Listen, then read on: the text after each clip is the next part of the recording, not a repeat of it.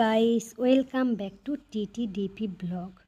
তো আমি সকালবেলা ভাবলাম যে আজকের কিছু কাজ করতে হবে ঘরের, যেগুলো অগোছালো হয়ে আছে। তো সেই জন্য আমার মেয়ের বই খাতাটা দেখুন একবার, এই যে একদম পুরো অগোছালো। ভাবলাম এখান থেকেই শুরু করি, তো এখান থেকেই আমি শুরু করলাম। তো পুরো ফুল খাতা বইগুলো নিচে নামিয়ে তারপর এটাকে ভালো করে ঝেড়ে পরিষ্কার করে ফের গুছিয়ে দেবো সুন্দর করে। তো কীভাবে গোছায় আপনারা দেখুন। তো প্রথমে আমি নিচের যাবতীয় জিনিস আমি বের করছি, করে আবার ওখানটা ফের সুন্দর করে গুছিয়ে দেবো। কারণ অনেকগুলো বই বই হওয়ার জন্য, বই খাতা হওয়ার জন্য রাখার অসুবিধা হচ্ছে। এর আগে ওর একটা পড়ার টেবিল ছিল, সেই টেবিলটা আমি বাইরে নিয়ে গিয়ে আমার ঠাকুর রেখেছি। সেই জন্যে ভাবছি ওর আর একটা টেবিল কিনে দেবো। তো দেখা যাক কবে টেবিলটা কিনতে পারি। তো ওর যে রং পেন্সিল, রং আরও সব কত কি ছোটোখাটো জিনিস, সেগুলো ভাবলাম একটা কাগজের মধ্যে ঢুকিয়ে রেখে দিই। সেই জন্য আমি একটা কাগজের মধ্যে ঢুকিয়ে রেখে দিলাম। তো এবার বইয়ের জায়গায় বই রাখবো আর খাতার জায়গায় খাতা রাখবো। তো আমার মতো কে কে এরকম ছেলে মেয়েদের বই গুছিয়ে দেন আমাকে একটু জানাবেন। কারণ আমার মেয়ে 10 ক্লাসে পড়ছে, কিন্তু গুছান গাছান বলতে কিছুই করছে না।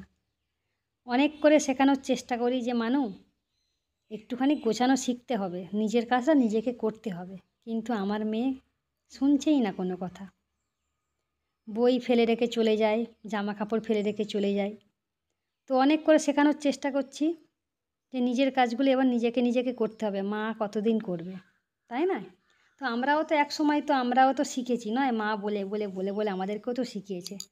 তো আমি তো আমার বাচ্চাকে অনেক চেষ্টা করছি যে বলে বলে শেখাবো, কিন্তু বাচ্চা শিখতেই চাইছে না। কি করি আমি? খুব সমস্যায় পড়ে আছি বন্ধুরা। তো কীভাবে আমি সমস্যা থেকে উদ্ধার পাবো, সেটা যদি আপনারা একটু আমাকে বলে দেন তো ভালো হয়। তো আপনাদের কাছে এই প্রশ্নটা রইল, আমাকে একটু সাজেশান দেবেন প্লিজ। আমাকে একটু সাজেশান দেবেন বন্ধুরা, যে কীভাবে বাচ্চাদের সাথে আমি ব্যবহার করলে তবে বাচ্চা শিখবে।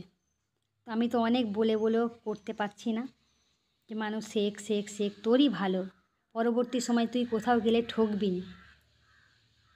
কারণ কাজ একটা এমন জিনিস, শিখে রাখাটা খুব দরকার। আমাদেরকেও তো আমাদের মা বাবারা বলে বলে শিখিয়ে শিখিয়ে তবে আমরা করেছি। জানি না এ কতদিনে শিখবে। তো ছোটোখাটো যে পেপারগুলো আছে সেগুলোকেও ভাবছি ওগুলোকেও ফোল্ড করে রাখি, প্রয়োজনীয় হতে পারে। তো সেগুলোকে আমি ফোল্ড করে করে রাখছি এক জায়গায়, যাতে ওর নিতে সুবিধা হয়। তো আপনাদেরকে দেখাবো আমি বইটা খাতাটা কেমনভাবে গুছিয়েছি, দেখুন আপনারা।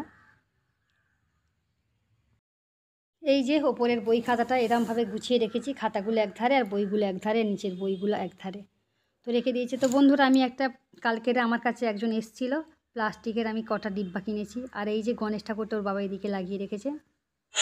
আমার র্যাকটা দেখতে পাচ্ছেন, এই র্যাকটা অনেক খারাপ অবস্থা, দেখতেই পাচ্ছেন একদম পুরো অগোছালো হয়ে আছে। ভাবলাম এটাকেও আজকে গুছিয়ে পরিষ্কার করে নেবো। তো সেই জন্য আমি এটাকেও ভালো করে গুছিয়ে পরিষ্কার করব।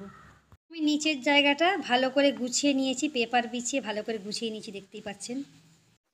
তো ওপরের র্যাকটা আমি ভালো করে মুছছি স্পিড দিয়ে, যাতে একদম সাদা ধপধপে হয়ে যায়। কারণ এটা বোর্ড তো, তা বোর্ডের থিনার দিয়ে মুছলে খুব ভালো পরিষ্কার হয়। আর ওর বাবার কাছে কটন ছিল, সেই কটনটা আমি নিয়েছি খানিকটা, নিয়ে আর থিনার দিয়ে ভিজিয়েছি, ভিজিয়ে আর মুছছি। তো দেখতেই পাচ্ছেন একদম ওটা কালো হয়ে গেছে, কারণ কতটা ময়লা পড়েছে তাহলে বুঝতেই পাচ্ছেন।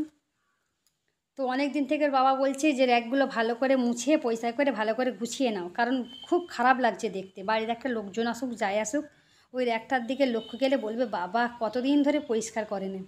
তো সেই জন্য ভাবলাম না, আজকেই করে ফেলি। তো মেয়ের বইটা গুছিয়ে দিলাম, আর এদিকের এই র্যাকটা গোছাচ্ছি। তো অনেক ময়লা পড়েছিল বন্ধুরা, কাপড় দিয়ে প্রথমে ময়লাগুলোকে টেনে টেনে ফেলে দিলাম, দিয়ে আর থিনার দিয়ে ভালো করে মুছে পরিষ্কার করে নিলাম, নিয়ে তারপর যে যার জিনিসপত্র সে তার জায়গায় রেখে দিলাম। তো আপনাদেরকে দেখাবো আমি কীরমভাবে গোছালাম। তো আপনারা দেখুন, সঙ্গে থাকবেন কিন্তু, যাবেন না। এই যে বোর্ডটাকে আমি নিচে নামিয়ে নিয়েছি, কারণ ওপরে আমার হাত যাচ্ছিল না ভালো করে মোছার জন্য। ভাবলাম নিচে নামিয়ে নিয়ে তো ঘষে ঘষে ভালো করে পরিষ্কার করে নেব। তো এই দেখতেই পাচ্ছেন আমি ঘষছি সুন্দর করে, একটু থিনার নিয়েছি, থিনার নিয়ে ভালো করে ঘষে ঘষে ঘষে ঘষে পরিষ্কার করছি। আর বন্ধুরা দেখবেন কতটা পরিষ্কার হয়েছে। তো সত্যিকারের কথা বলতে কি, এই বোর্ড থিনার দিয়ে এত ভালো পরিষ্কার হয় আমি আগেও জানতাম না। তো আমার বাড়িতে বেশিরভাগ সব কাজ যেগুলো হয়েছে সব বোর্ডের কাজ। তো মাঝে মাঝে বোর্ডগুলোকে ভালো করে থিনার দিয়ে পরিষ্কার করতে হবে, তবেই দেখতে ভালো লাগবে। এই যে আমি ঘষে ঘষে ঘষে ঘষে পরিষ্কার করছি। এই দেখুন একদম, এই দেখুন বন্ধুরা একদম সাদা ধপধপ করছে, তাই না? এই দেখুন বোর্ডটা একবার দেখুন। এই বোর্ডগুলোর অনেক দাম জানেন তো। পুরো র্যাক মুছে হয়ে যাওয়ার পর আমি কাঁচের গ্লাস কাপ যা যা ছিল সব কিছু নিয়ে চলে এসেছি গুছিয়ে রাখবো বলে। তো আমার কাছে যা যা ছিল, এখন তো সেরকমভাবে জিনিসপত্র কেনা হয়নি, তো যা ছিল সেইগুলো দিয়ে আমি ভালো করে গুছিয়ে নিয়েছি। দেখুন এই যে গ্লাস, কাঁচের কাপ, আর ছোট ছোট যে কাঁচের বাটি ওইগুলো, আর এই যে নিচে কিছুটা কাপ ছিল সেই কাপগুলো দিয়ে গুছিয়ে রেখেছি। তো কেমন লাগছে বন্ধুরা বলবেন।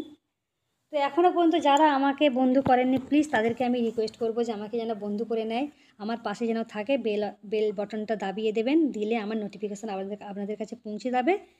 তো বন্ধুরা আজকের ভিডিও আমি এখানেই সমাপ্ত করছি। তো আজকে আমি দুপুরবেলা কি খাবার দাবার বানিয়েছি সেগুলো আমি আপনাদের সাথে শেয়ার করব। তো আমার মেয়ে আজকে স্কুলে যায়নি, ঘরেই আছে, কারণ ওর শরীরটা খারাপ।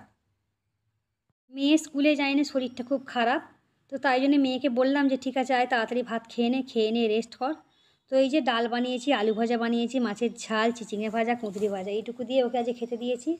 তো শরীরটা দেখেই ওকে দেখে আপনারা বুঝতে পারবেন যে শরীরটা কতটা খারাপ। তো আজকের মতো ভিডিওটা এখানেই রাখছি বন্ধুরা। Tata bye bye see you. তো মেয়েকেও বললাম তুইও টাটা করে দে বন্ধুদেরকে, মেয়েও টাটা করে দিল। তো বন্ধুরা নেক্সট ব্লগ নিয়ে হাজির হচ্ছে। আজকের মতো এইটুকু, টাটা বাই বাই।